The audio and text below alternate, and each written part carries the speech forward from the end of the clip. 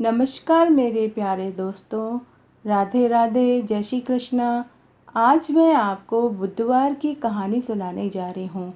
अगर आप बुधवार का व्रत करते हैं तो कहानी ज़रूर सुननी चाहिए।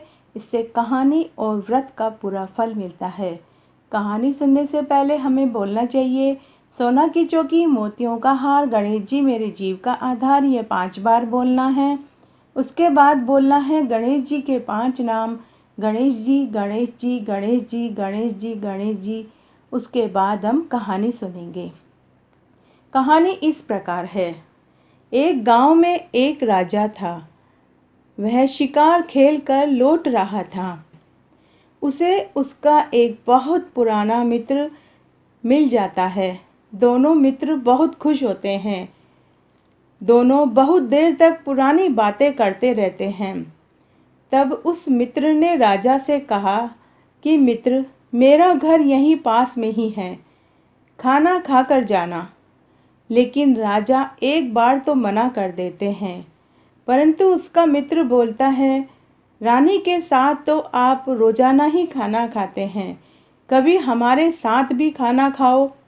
तब राजा अपने मित्र के घर चले जाते हैं। तब मित्र की पत्नी वह उसकी दोनों बेटियां राजा से मिलकर बहुत खुश होती हैं। तब राजा खाना खाने लग जाते हैं। तब राजा ने देखा कि एक बहुत सुनहरी सी बिल्ली वहां घूम रही थी।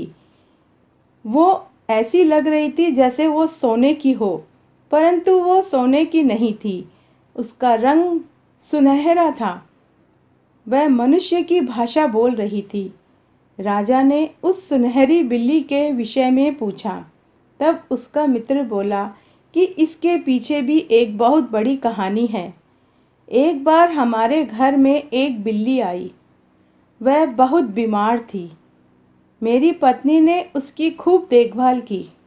रोज उसे दूध रोटी दिया करती थी।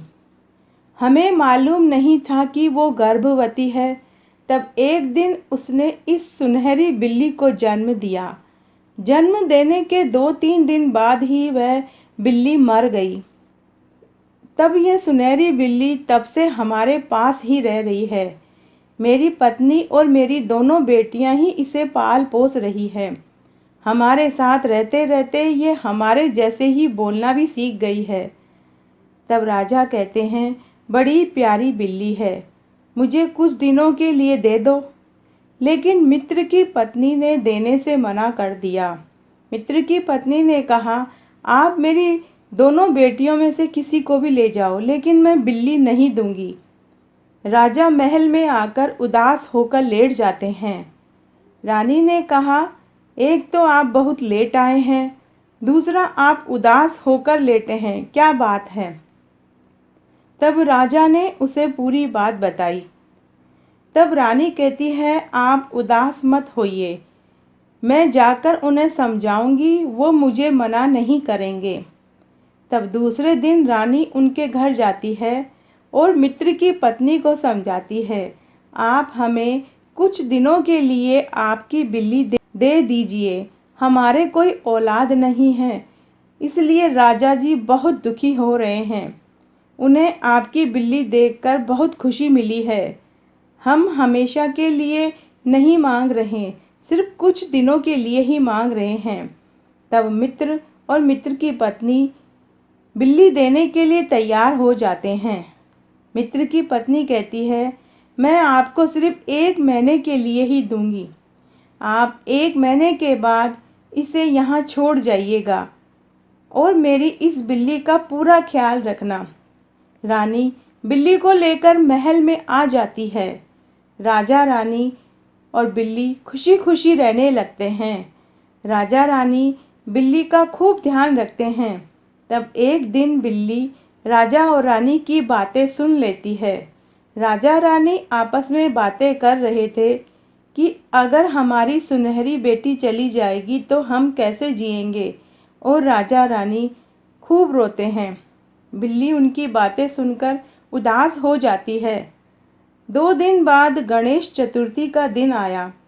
तब बिल्ली मन ही मन निश्चय कर लेती है कि मैं अपने राजा रानी के लिए गणेश जी से औलाद मांग कर लाऊंगी। तब बिल्ली भगवान गणेश जी के पास जाती है और गणेश जी से राजा रानी के लिए औलाद मांगती है। गणेश जी कहते हैं, मैं उन्हें औलाद कहाँ से दूँ? उनके भाग्य में औलाद का सुख लिखा हुआ नहीं है।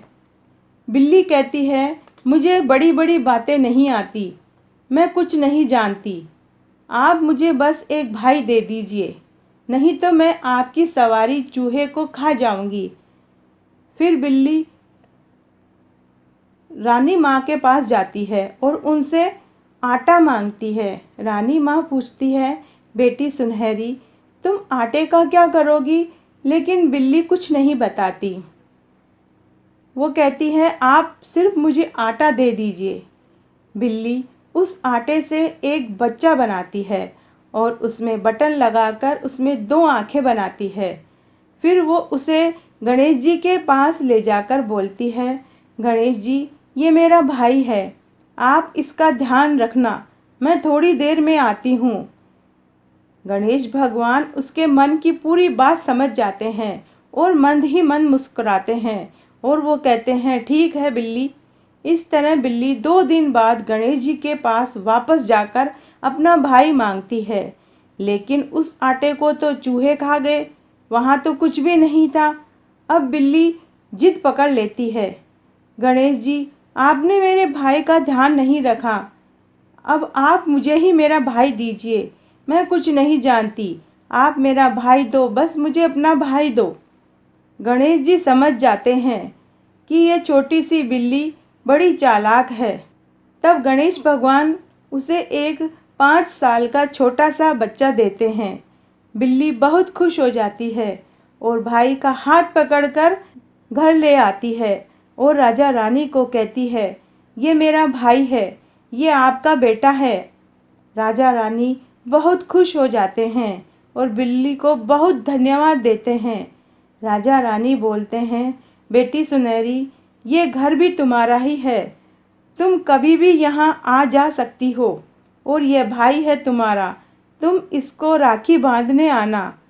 फिर बहुत दुखी मन से राजा रानी बिल्ली को उनके असली मालिक के घर छोड़ आते हैं। तो हे गणेश भगवान, जैसे आपने राजा रानी को औलाद दी, वैसे सबको देना, कहने वाले को, सुनने वाले को और हुक्कारा भरने वाले को। घटती हो तो पूरी हो, पूरी हो तो परवान चढ़े, भूले बिसरे नाम तेरे भंडार में भरे। तो आज मैंने आपको गणेश जी की एक बहुत पौराणिक पुण्य फल देने वाली कहानी सुनाई, जो कहानी सुनने मात्र से ही मन गदगद हो जाता है। अगर आपको ये कहानी अच्छी लगे तो प्लीज़ मेरा वीडियो लाइक करें, चैनल सब्सक्राइब करें, साथ में बेल जरूर प्रेस करें ताकि मेरे आगे आने वाले वीडियो की नोटिफिकेशन आपको सबसे पहले मिले। और अगर आपको ये कहानी अच्छी लगे तो अपने दोस्तों और रिश्तेदारों में ज़्यादा से ज़्यादा शेयर करके पुण्य कमाएं। धन्यवाद।